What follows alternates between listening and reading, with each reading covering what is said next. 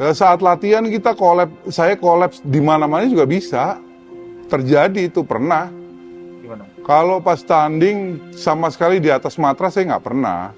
Tapi kita teguh nggak di dalam misi kita ingin menjadi juara dunia, ingin menjadi juara Asia, ingin mempertahankan mahkota juara kita atau tidak. Kalau enggak ya mungkin saya kalah dengan epilepsi saya. Karena saya lawan semua sakit yang ada.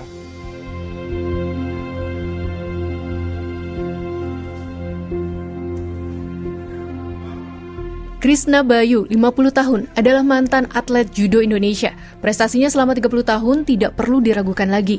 Ia 3 kali mewakili Indonesia dalam Olimpiade, yakni Olimpiade Atlanta 1996, Sydney 2000, dan Athena 2004. Bayu 3 kali meraih medali emas pada kompetisi judo di tingkat Asia dan 4 kali mengantongi medali emas di SEA Games.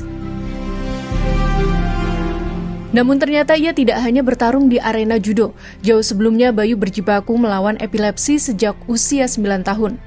Meskipun mengidap epilepsi, Bayu kecil malah semakin mantap menapaki jalan menjadi judoka. Ayahnya yang pelatih judo mengenalkannya pada olahraga ini. Memang mayoritas keluarga Bayu berkecimpung di dunia olahraga. Ya kebetulan ikut judonya karena orang tua saya pejudo, jadi pelatih judo saya ngikut. Jadi tidak ada pengaruh saya untuk exercise di judo itu sejak kecil tidak menjadi masalah. Jadi meskipun ada kekurangan, ya tetap aja kita berlatih seperti biasa tanpa harus mengurangi yang lain.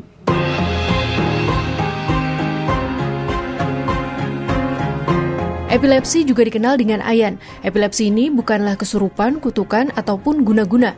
Jadi epilepsi tergolong penyakit kronis yang disebabkan gangguan sistem saraf pusat akibat aktivitas listrik yang berlebihan di otak. Gejala utamanya adalah kejang yang terjadi tanpa sebab yang jelas pada sebagian atau seluruh tubuh hingga kehilangan kesadaran. Namun tidak semua orang yang mengalami kejang itu menderita epilepsi juga ya. Pada penderita epilepsi, kejang akan terjadi berulang dalam kurun waktu tertentu bahkan saat tidur. Epilepsi dapat menyerang semua kelompok usia, mulai bayi, dewasa, hingga lansia. Lantas apa saja faktor penyebab epilepsi berdasarkan usianya? Menurut dokter spesialis neurologi subspesialis epilepsi dan neurofisiologi klinis Rumah Sakit Cipto Mangunkusumo, Fitri Oktaviana, salah satu penyebab epilepsi pada bayi atau anak adalah gangguan metabolisme atau newborn error metabolism, genetik, dan gangguan struktur otak. Pada remaja hingga dewasa, faktor lainnya adalah trauma kepala berat, stroke, tumor otak, infeksi otak atau meningitis, gangguan sistem imun, hingga degeneratif. Jika kita menemukan seseorang dengan gejala epilepsi, ikuti langkah ini untuk membantu mereka yang sedang kejang. Pertama, jauhkan penderita dari benda tajam atau keras. Pindahkan penderita ke tempat yang lebih aman. Jangan paksa penderita untuk menghentikan atau menahan kejang. Dan jangan masukkan benda asing ke mulut penderita. Kedua, lindungi kepala penderita, bisa dengan memberikan alas lembut di bawah kepala. Ketiga, miringkan penderita ke samping dengan mulut menghadap tanah. Kemudian longgarkan pakaiannya, terutama di bagian leher. Hitunglah durasi kejang penderita dan segera hubungi tenaga medis terdekat.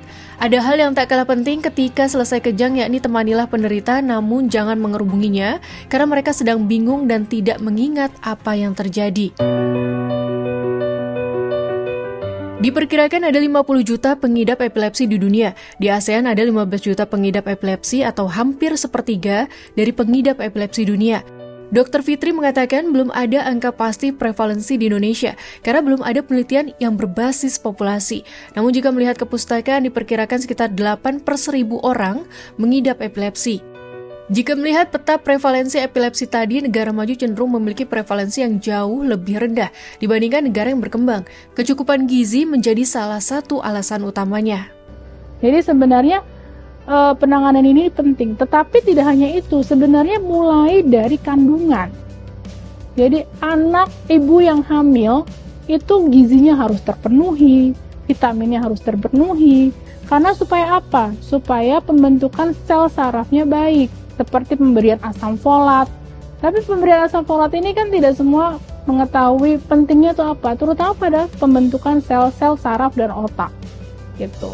Karena kita lihat prevalensi epilepsi di negara maju itu setengahnya dari prevalensi negara yang berkembang atau dengan pendapatan per kapita yang lebih rendah.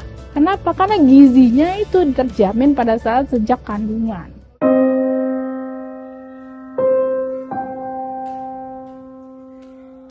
Selain itu, ada tantangan lain bagi penyintas epilepsi dan keluarganya. Stigma yang masih tinggi membuat orang dengan epilepsi tidak hanya mengalami masalah medis, tetapi juga tekanan psikososial. Dukungan orang terdekat dan kesadaran masyarakat terkait epilepsi perlu ditingkatkan demi memupus mitos epilepsi. Ya, ada kalau orang dengan epilepsi itu, dimanapun dia kena ODE itu, lingkungan pasti mencemooh. Tutup mata, tutup telinga, ya. Lakukan apa yang menjadi porsi tugas kita untuk tujuan kita. Lakukan porsi kita, jangan dengerin orang di sekeliling kita nyinyir masalah kita, ngomong negatif. Ngapain kita layani? Kita berfokus pada target visi misi kita. Dengan ODE dan saya harus menjadi juara itu bagaimana? Fokus, disiplin, nah itu kunci sukses untuk ODE. Mengutip dari halodoc.com, hingga kini epilepsi belum bisa sembuh sepenuhnya namun dapat dikontrol. Penyintas epilepsi dapat terbebas dari kejang selama beberapa tahun jika mendapatkan perawatan yang tepat termasuk obat-obatan dan melalui operasi bedah syaraf. Bahkan 70% orang yang menjalani operasi berhasil terbebas dari kejang dan ada pula yang hanya sesekali kejang. Terkait obat-obatan, kini ketersediaannya masih terbatas. Memang epilepsi ini belum ada istilah sembuh, tapi terkontrol. Sama seperti, kalau saya bilang sama seperti halnya diabetes. Ya kan terkontrol kan, kalau nggak minum obat, gula darahnya naik. Hipertensi juga gitu, kalau nggak minum obat, hipertensinya naik. Sama seperti hal itu. Jadi belum ada kata sembuh, tetapi terkontrol. Ketersediaan obat itu belum bisa terjamin, Kak. Walaupun dengan saya bekerja di Rumah Sakit Nasional Pusat Rujukan, kadang-kadang ketersediaan obat itu menjadi challenging, PR juga buat kita. Kadang-kadang pasien sudah terkontrol dengan obat yang bagus, tiba-tiba obatnya nggak tersedia. Nah itu PR banget. Juga dengan obat-obat epilepsi tidak semua di-cover oleh Jaminan Kesehatan Nasional atau JKN. Terutama obat-obat baru. Yang tersedia adalah obat-obat yang generasi lama. Nah itu aja di Pusat Rujukan Nasional tidak tersedia. Nggak kebayang saya yang di rumah sakit tipe yang lebih bawah dari sini. Ternyata masih banyak ya tantangan penanganan epilepsi di Indonesia. Menjelang Hari Epilepsi pada 26 Maret, apa harapan sahabat Kompas bagi penderita epilepsi di Indonesia?